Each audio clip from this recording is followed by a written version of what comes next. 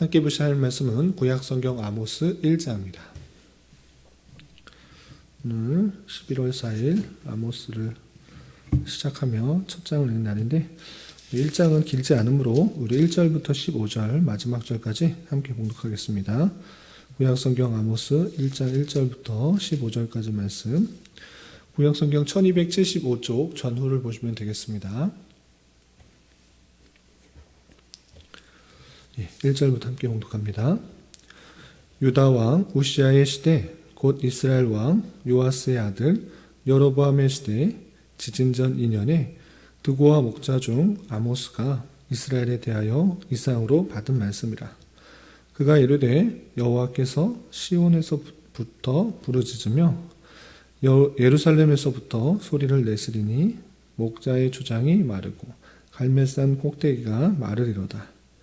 여호와께서 이와 같이 말씀하시되 다메섹의 서너 가지 죄로 말미암아 내가 그 벌을 돌이키지 아니하리니 이는 그들이 철 타작기로 타작하듯 길앗을 압박하였습니다.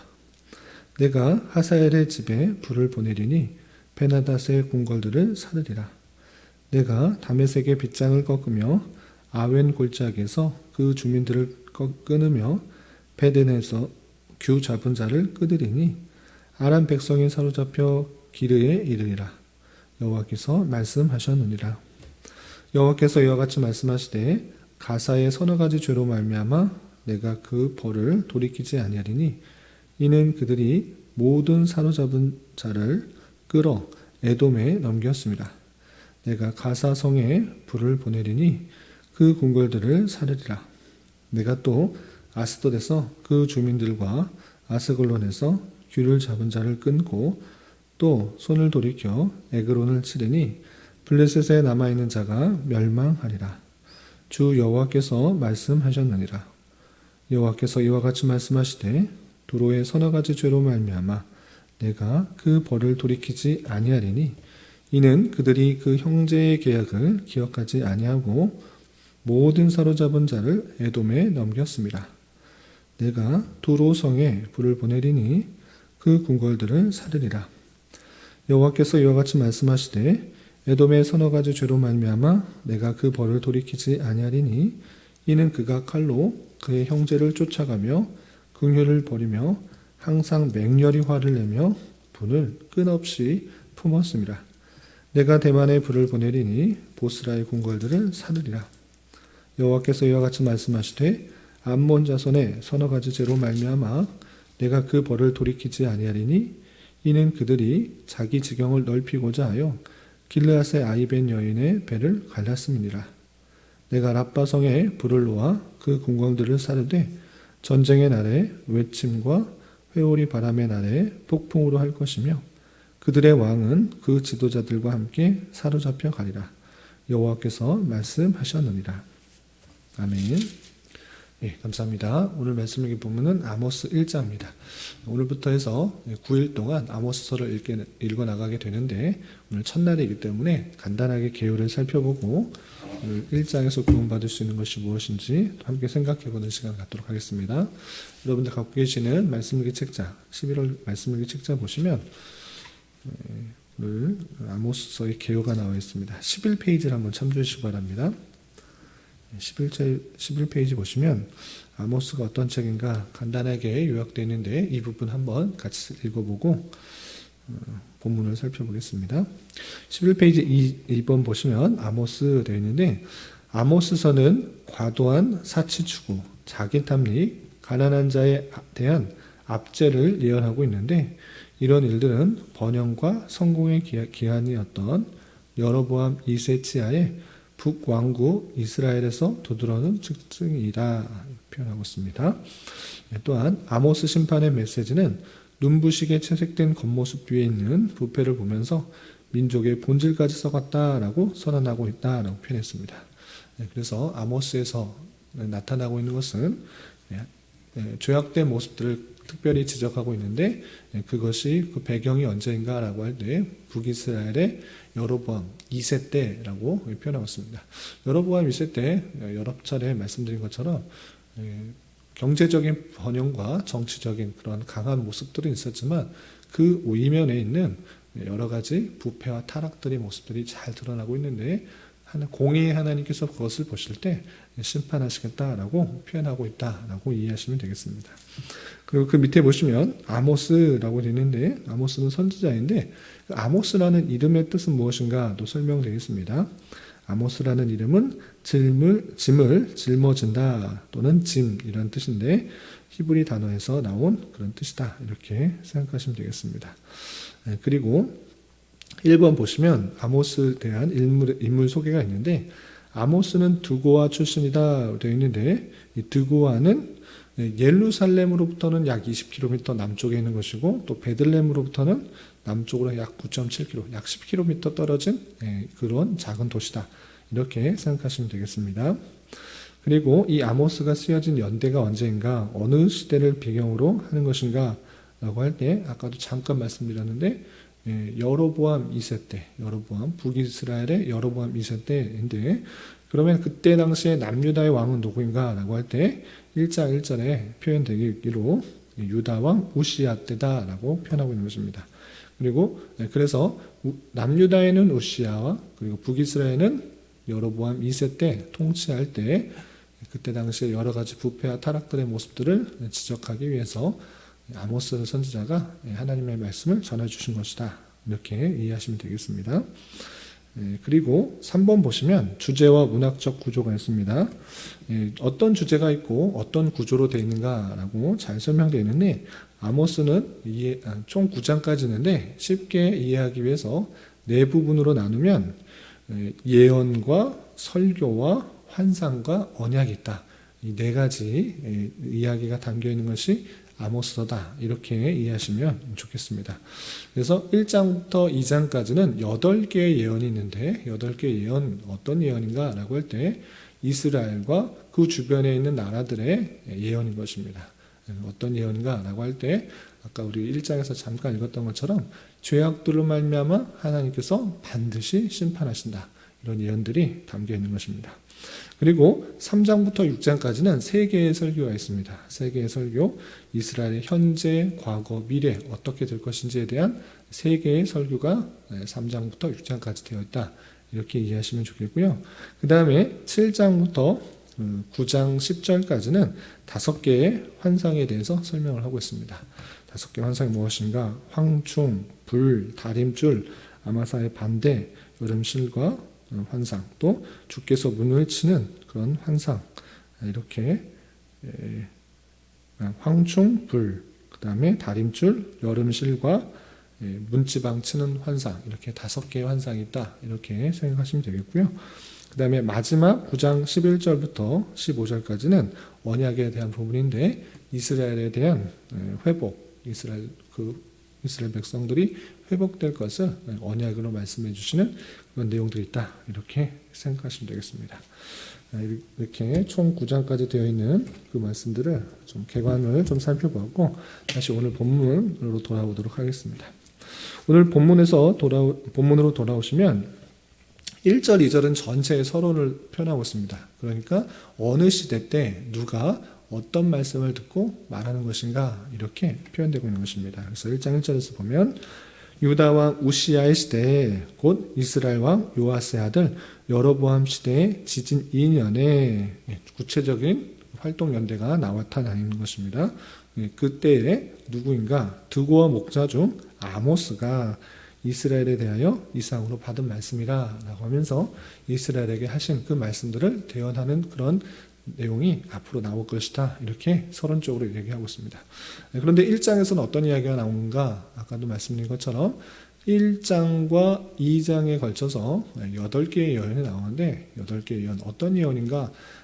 이스라엘과 그 주변의 나라들에 대한 하나님의 심판의 선언과 예언이 나와 있는 것입니다. 그런데 오늘 1장에서는 다메섹, 가사, 두로, 에돔, 암몬 이 5가지 나라에 대해서 이렇게 표현되어 있고 내일 마지막으로 또 3가지 세 나라에 대해서 표현하고 있는 것입니다. 그렇다면 5나라의 죄악들 왜 심판한다고 예언하시는가? 그것은 죄악으로 말미암아 심판한다라고 표현하고 있는 것입니다. 거의 똑같은 형식으로 표현되고 있는데 어떤 나라의 죄악으로 말미암아 심판하겠다 이런 내용들로 계속 반복되고 있는 것을 볼 수 있습니다. 예를 들어서 3절을 보시면 여호와께서 이와 같이 말씀하시되 다메섹의 서너 가지 죄로 말미암아 내가 그 벌을 돌이키지 아니하리니 이렇게 되어 있습니다. 이 표현이 이런 형식의 표현이 계속 반복되고 있는 것입니다. 좀 건너뛰어서 6절에서도 보면 여호와께서 이와 같이 말씀하시되 가사의 서너 가지 죄로 말미암아 내가 그 벌을 돌이키지 아니하리니 형식이 똑같습니다. 또 9절 보면 여호와께서 이와 같이 말씀하시되 두로의 서너 가지 죄로 말미암아 내가 그 벌을 돌이키지 아니하리니 또 11절에서도 에돔의 서너 가지 죄로 말미암아 내가 그 벌을 돌이키지 않겠다. 또 13절에 암몬 자손의 서너 가지 죄로 말미암아 내가 그 벌을 돌이키지 아니하리니 이렇게 표현되고 계속 같은 형식이 반복되고 있는 것입니다. 또 2장에서도 똑같이 그 표현들이 반복되고 있는 것을 볼 수 있습니다. 이렇게 각 나라의 서너 가지 죄로 말미암아 죄를 돌이키지 않고 벌을 돌이키지 않고 심판하시겠다라고 했는데 그렇다면 각각의 나라의 죄악들은 무엇인가? 그것도 이렇게 구체적으로 설명되고 있는 것입니다. 우선 3절에서 보면 다메섹의 죄가 무엇인가 이렇게 되어 있는데 이 다메섹은 3절 중반절 보시면 이는 그들이 철 타작기로 타작하듯 길르앗을 압박하였다라고 됐습니다. 철 타작기로 타작하듯 길르앗을 압박했다. 그건 무엇인가? 라고 할 때 이 다메섹이라고 하는 아람의 수도가 다메섹인데 이 아람 나라가 이스라엘을 쳐들어와서 이 길르앗을 황폐하게 하였다. 이렇게 표현하고 있는 것입니다. 이 길르앗은 요단 동쪽변에 있는 지역인데 12지파가 분배되었을 때 갓지파에 속한 요단 동쪽에 길르앗이라는 곳이 있었습니다. 그런데 이 길르앗을 이 아람이 쳐들어와서 완전히 타작하듯이 철타작기로 타작하듯이 길르앗을 완전히 쑥대밭을 만든 그 모습들이 있었던 것입니다. 이 죄악으로 말미암아 하나님께서 심판하시겠다라고 표현하고 있는데 그 심판의 내용이 4절과 5절에 이렇게 표현되어 있습니다. 쭉 보시면 내가 하사엘의 집에 불을 보내리니 되어 있는데 하사엘은 갑자기 누군가? 라고 할 때 아람의 왕인 것입니다. 아람의 왕 하사엘 때 이스라엘 예후가 왕으로 다스릴 때 쳐들어와서 이 길르앗을 완전히 폐허로 만든 그 모습들이 있었기 때문에 그 폐허로 만든 왕 하사엘을 대표로 지적하면서 이렇게 심판하시겠다라는 것입니다. 그래서 내가 하사엘의 집에 분을 보내리니 베나닷의 궁궐들을 살리라. 내가 다메섹의 빗장을 꺾으며 아웬 골짜기에서 그 주민들을 끊으며 베데덴에서 규 잡은 자를 끌이리니 아람 백성이 사로잡혀 기르에 이르리라. 여호와께서 말씀하셨느니라 라고 하면서 다메섹의 그 철타작기로 길르앗을 폐허로 만든 압박한 그 모습들을 지적하면서 그것에 대한 보응으로 심판하시겠다 이렇게 표현하고 있는 것입니다. 또 6절부터 8절까지는 가사라고 되어 있는데 가사는 어딘가라고 할 때 블레셋 지역인 것입니다. 블레셋은 유대의 그러니까 서쪽변에 있는 지중해와 맞닿아 있는 그런 도시입니다. 크게 블레셋은 5개의 도시가 있는데 가사가 대표적인 큰 도시이기 때문에 가사를 들러서 블레셋의 죄를 이렇게 지적하는 것입니다. 그럼 가사의 죄가 무엇인가 보시면 6절 중반절 보시면 이는 그들이 모든 사로잡은 자를 끌어 에돔에 넘겼습니다 라고 표현했습니다. 모든 사로잡은 자를 끌어 에돔에 넘겼다. 여기서 사로잡은 자가 누구겠습니까? 다름 아니라 유대 백성, 이스라엘 백성들인 것입니다. 이 블레셋이 유다와 곁에 있으면서 계속적으로 전쟁했는데 전쟁을 통해서 승리하여서 사로잡은 자들이 있는데 그것을 그냥 다시 돌려주거나 자신의 포로로 둔 것이 아니라 에돔에게 넘겼다라고 씁니다. 에돔에 왜 넘겼는가라고 할 때 뭐 돈을 주고 팔 경우도 있겠지만 특별히 에돔에 넘겼다는 것은 이스라엘과 에돔의 관계가 같은 형제임에도 불구하고 계속적인 전쟁이 있었고 많은 수탈하는 것이 있었기 때문에 에돔에 넘기는 것 그것은 좋은 행위가 아니었습니다. 그럼에도 불구하고 이 블레셋이 전쟁을 통해서 사로잡은 자를 에돔에 넘기는 그런 만행을 저질렀기 때문에 그것이 죄고 그것의 죄에 따른 보응을 이렇게 하겠다라고 표현하고 있는 것입니다. 그래서 7절, 8절 보시면 내가 가사의 성에 불을 보내리니 그 궁궐들을 사르리라. 내가 또 아스돗에서 그 주민들과 아스글론에서 귤을 잡은 자를 끊고 또 손을 돌이켜 에그론을 치리니 블레셋에 남아있는 자가 멸망하리라 라고 표현했습니다. 그래서 가사, 아스돗, 아스글론, 또 에그론 이런 지역이 이 블레셋의 지역인데 그것을 심판하시겠다 이렇게 표현하고 있는 것입니다. 이런 방식으로 두로와 에돔과 암몬의 죄를 지적하면서 그거에 따른 보응으로 심판하시겠다는 내용이 반복적으로 표현하고 있습니다. 그런데 시간 관계상 이것을 다 살펴보기는 좀 제한이 되고요. 여기서 그러면 그 죄를 지적할 때 특징이 있습니다. 그것은 무엇인가?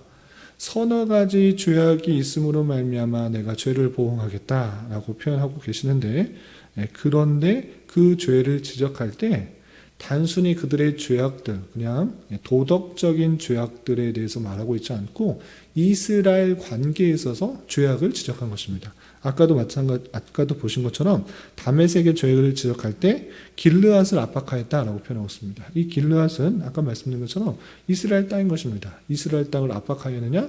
그거 죄다라고 지적하고 있고, 또 블레셋의 가사를 지적할 때 모두 사로잡은 자를 에돔에 넘겼다. 이 사로잡은 자가 이스라엘 백성들인 것입니다. 이스라엘 백성들을 에돔에 넘겼다? 그 죄악이다라고 표현하고 있고, 또 9절에서 나오는 두로의 죄악을 무엇을 지적하고 있느냐라고 할 때 그 형제의 계약을 기억하지 아니하였다라고 표현했습니다. 그 형제의 계약, 형제처럼 여기면서 계약한 것이 언제인가? 솔로몬 때 두로 왕과 아주 형제같이 계약을 했는데 그 계약을 지키지 아니하였다라고 하면서 이스라엘 백성과의 관계에 있어서의 그런 언약을 깨버린, 계약을 깨버린 그것을 죄악으로 지적하고 있는 것입니다. 또 11절에서도 에돔의 서너 가지 죄악을 지적하실 때 서너 개 이렇게 표현한 것이 아니라 한마디로 요약해서 무엇이라고 하는가? 칼로 그의 형제를 쫓아가며 긍휼을 버리며 항상 맹렬히 화를 내며 분을 끝없이 품었다라고 표현했습니다. 어떻게 보면 같은 족속이라고 할 수는 그런 에돔 족속인데 그럼에도 불구하고 그 분한 마음, 그 형제를 쫓아가며 그 칼로 계속적으로 위협하고 또 맹렬히 화를 내는 그런 모습들을 지적하고 있다는 것입니다. 이스라엘 백성들과의 관계를 계속적으로 지적하고 있는 것입니다. 또 13절에 보면 암몬 자손의 죄를 지적하고 있는데 무엇이냐라고 할 때 그들이 자기 지경을 넓히고자 하여 길르앗의 아이벤 여인의 배를 갈랐다라고 표현했습니다. 암몬 조선이 또 아까도 길르앗 나왔는데 또 길르앗을 표현할 때 자신의 지경을 높이기 위해서 해서는 안 될 그런 내용들, 아이벤 여인의 배를 가른 정도로 무자비하게 탈취하는 그 모습들을 지적하고 있는 것입니다. 이렇게 주변의 나라들의 죄악들을 지적하면서 심판하시겠다라고 했는데 그들의 여러 가지 죄악들 중에 특별히 하나님의 백성들과의 관계에 있어서 올바르게 행하지 않고 또 많은 어려움과 힘듦을 준 그 모습들을 지적하며 심판을 선언하고 있는 그 모습을 볼 수 있습니다. 이 말씀을 통해서 우리는 무엇을 생각해야 되는가라고 할 때 하나님의 백성으로서 하나님께서 택하신 백성임에도 불구하고 만나게 되는 다양한 어려움들이 있을 수 있는데 그 어려움들 하나님께서 택하셨는데 왜 이렇게 불의한 일을 당하게 하십니까? 왜 이렇게 어려운 일을 당하게 하십니까? 하나님의 말씀대로 살아가는데도 불구하고 또 많은 믿지 않는 사람들로부터 곤란을 겪고 또 어려움을 겪고 또 손해를 겪는 일들이 왜 일어납니까? 라고 원망 불평할 것이 아니라 하나님께서 하나님의 때 하나님의 방법으로 그 세상 사람들을 심판하시겠다. 하나님의 백성들과의 관계에서 무시하고 조롱하고 핍박하는 그 모든 관계에 있어서 하나님의 때에 심판이 있다라는 것들을 우리는 잘 깨달아야 되는 것입니다. 그렇기 때문에 비록 내가 지금 처한 위치에서 믿지 않는 사람들로부터 공격을 받고 무시를 받고 어려움을 당할지라도 인내하고 잘 참고 기다리고 나아가야 될 것입니다. 혹여나 내 죄악 때문에 겪고 있는 그런 어려움은 아닌지 되돌아보면서 내 죄악을 먼저 살피고 또 그런 것이 없다고 하면 그렇지 않고 하나님의 뜻대로 살아갈지라도 죄악된 세상에서 믿지 않는 사람들은 믿는 사람에게나 또 믿지 않는 사람들과의 관계에 있어서도 계속적으로 자기의 유익만을 추구하는 그런 모습들이기 때문에 많은 손해를 끼치기도 하고 많은 핍박을 주기도 하고 많은 조롱을 주기도 하는 그런 모습 가운데 있다는 사실들을 기억하면서 잘 견디며 그들의 심판하심들이 있다는 것들을 기억하며 살아가야 될 것입니다. 그리고 오늘 말씀에서도 하나님의 특성을 속성을 잘 파악할 수 있는 그런 모습들이 있는데 그것은 무엇인가? 그것은 공의의 하나님이시다라는 것입니다. 하나님께서는 택하신 백성들에게만 공의를 행하시는 것이 아니고 믿지 않은 백성들, 열방에게도 똑같이 공의를 행하고 계시는 것입니다. 하나님께서 그 주신 말씀, 그 올바른 말씀들이 있을진데 그 말씀대로 살아가지 않을 때, 또 그렇게 행하지 않을 때 반드시 공의 하나님께서 심판하신다, 보응하신다, 그 말씀들을 잘 깨달아야 되는 것입니다. 택하지 않은 그 열방에게도 뿐만 아니라 하나님께서 택하신 백성에게도 마찬가지로 공의롭게 행하는 하나님께서 원하시는 그런 말씀들을 살아가길 원하는 그런 말씀들, 그 모습들을 우리는 잘 깨달아야 할 것입니다. 공의로운 하나님께서 우리의 모습을 보고 참으로 어떻게 생각할지를 생각해 보며 완전하게 의를 행할 수 없지만 내 자신의 부족함과 연약함을 예수 그리스도의 보혈의 능력에 의지하여서 더욱더 힘있고 굳건하게 살아가야 될 것이고 더욱더 하나님께서 원하시는 모습으로 그 말씀에 순종하기에 힘쓰는 모습으로 나아가야 될 것입니다. 이런 말씀을 대안들어서 오늘 하루 살아가실 때 남은 한평생 살아가실 때 항상 공의 하나님의 마음에 흡족한 모습으로 살아가게 힘쓰며 때때로 받게 되는 여러 가지 환난과 또 어려움과 핍박 속에서도 그들의 심판을 아는 자로서 담대하게 우리의 길을 걸어가야 될 것입니다. 이런 은혜가 저와 여러분 우리 모두에게 있기를 진심으로 기원합니다. 기도하겠습니다. 하나님 아버지 감사합니다. 오늘 말씀을 통해서 여러 이방 나라에 대한 죄와 그에 따른 심판 선언에 대한 말씀을 살펴보았습니다. 이런 말씀을 다른지로서 주님의 길을 걸어가는 데 만나게 되는 다양한 환난과 핍박 속에서도 잘 견디어 나갈 수 있도록 인도하여 주옵시며 공의의 하나님께서 죄악에 대하여 반드시 심판하신다는 것을 기억하며 죄악된 세상에 대하여 그들을 따라가는 것이 아니라 더욱더 겸비하여 주님의 뜻대로 행하기에 힘쓰게 하여 주시고 영적 민감함을 가지고 하나님께서 경고하시는 손길은 없는지 늘 되돌아보며 주님의 백성으로서 빛과 소금된 역할들을 잘 감당할 수 있도록 은혜를 더하여 주시옵소서. 주님, 11월은 결산과 계획의 달로 보내려고 합니다. 한 해를 되돌아보며 잘 결산할 수 있도록 인도하여 주시고 더 나은 내년이 될 수 있도록 잘 계획하며 준비하는 한 달 되도록 인도하여 주시옵소서. 주님, 교회 가운데 육체 연약함과 질병으로 직장과 사업장의 문제로 가족의 전도와 결혼을 앞두고 주님께 간절히 부르짖며 나아가는 여러 지체들이 있습니다. 주님, 그들과 함께하여 주시고 그들에게 응답해 주시사 우리의 기대와 바람보다 훨씬 더 풍성한 것으로 채우신 하나님을 깊이 경험할 수 있는 기회 되도록 인도하여 주시옵소서. 오늘 저녁에 있는 금요기도 시간에도 주님 함께하여 주실 줄 믿으며 이 시간 각자 간절히 간구하는 기도 제목 주님께서 들으시고 가장 선한 것들로 응답하여 주시옵소서. 예수님의 이름으로 기도 올리옵나이다. 아멘.